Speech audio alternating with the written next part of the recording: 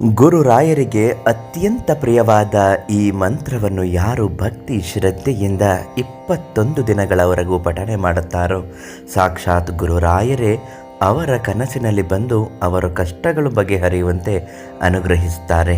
ಅದಕ್ಕೆ ಕೆಲವು ನಿಯಮಗಳನ್ನು ಪಾಲಿಸಬೇಕು. ಈ ಪುಟ್ಟ ನಿಯಮವನ್ನು ಪಾಲಿಸಿ ಮಂತ್ರವನ್ನು ಹೇಳುವುದರಿಂದ ಅವರ ಜೀವನದ ಅದೃಷ್ಟವೇ ಬದಲಾಗುತ್ತದೆ. ಆ ಮಂತ್ರ ಯಾವುದು, ಆ ನಿಯಮ ಯಾವುದು, ಸಂಪೂರ್ಣ ಮಾಹಿತಿ ಇವತ್ತಿನ ವಿಡಿಯೋದಲ್ಲಿ ತಿಳಿದುಕೊಳ್ಳೋಣ.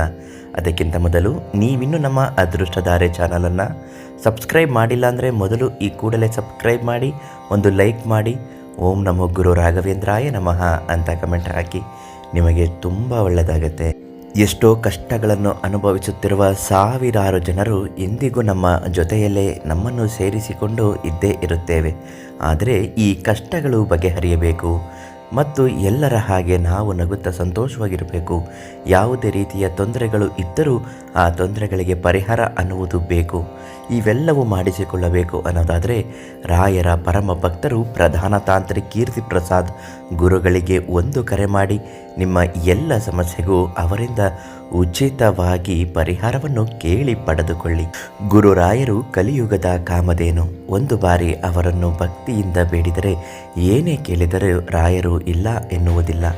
ಶ್ರದ್ಧೆ ಭಕ್ತಿ ಇದ್ದರೆ ಮಾತ್ರ ರಾಯರ ಅನುಗ್ರಹ ಪ್ರಾಪ್ತಿಯಾಗುತ್ತದೆ. ಗುರುವಾರದ ದಿನ ಶುಕ್ಲ ಪಕ್ಷದ ಸಮಯದಲ್ಲಿ ಈ ಮಂತ್ರವನ್ನು ಪಠನೆ ಮಾಡಲು ಪ್ರಾರಂಭ ಮಾಡಬೇಕು.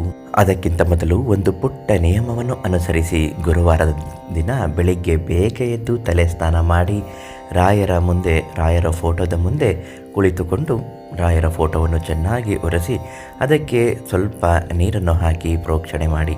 ತುಳಸಿಯ ಎಲೆಗಳಿಂದ ನೀರನ್ನು ಪ್ರೋಕ್ಷಣೆ ಮಾಡಬೇಕು. ಅದಾದ ಮೇಲೆ ಅರಿಶಿಣ ಕುಂಕುಮ ಹಚ್ಚಿ ಅಲಂಕಾರ ಮಾಡಿ ರಾಯರಿಗೆ ಪ್ರಿಯವಾದ ತುಳಸಿ ಮಾಲೆಯನ್ನು ಕೂಡ ಅರ್ಪಿಸಬೇಕಾಗತ್ತೆ. ಮಹಾಮಂಗಳಾರತಿ ಮಾಡುವಾಗ ಈ ಒಂದು ರಾಯರ ಗಾಯತ್ರಿ ಮಂತ್ರವನ್ನು ಭಕ್ತಿಯಿಂದ ಕಣ್ಮುಚ್ಚಿಕೊಂಡು ಹೇಳಬೇಕು. ರಾಯರ ಗಾಯತ್ರಿ ಮಂತ್ರ ಓಂ ವೆಂಕಟನಾಥಾಯ ವಿದ್ಮಯೇ ಸಚ್ಚಿದಾನಂದಾಯ ಧೀಮಯೇ ತನ್ನೋ ರಾಘವೇಂದ್ರ ಪ್ರಚೋದಯಾತ್. ಈ ಮಂತ್ರವನ್ನು 108 ಬಾರಿ ಹೇಳಬೇಕು. ತುಳಸಿ ಮಾಲೆಯನ್ನು ಹಿಡಿದುಕೊಂಡು ನೀವು ಈ ಮಂತ್ರವನ್ನು ಹೇಳುತ್ತಾ ಬಂದರೆ ತುಂಬಾ ಶ್ರೇಷ್ಠ. ಮಂಗಳಾರತಿಯನ್ನು ನೀವು ಮನೆಯ ಮಂದಿಗೆಲ್ಲ ಕೊಡಬೇಕು. ಈ ಒಂದು ನಿಯಮವನ್ನು ಅನುಸರಿಸಿ.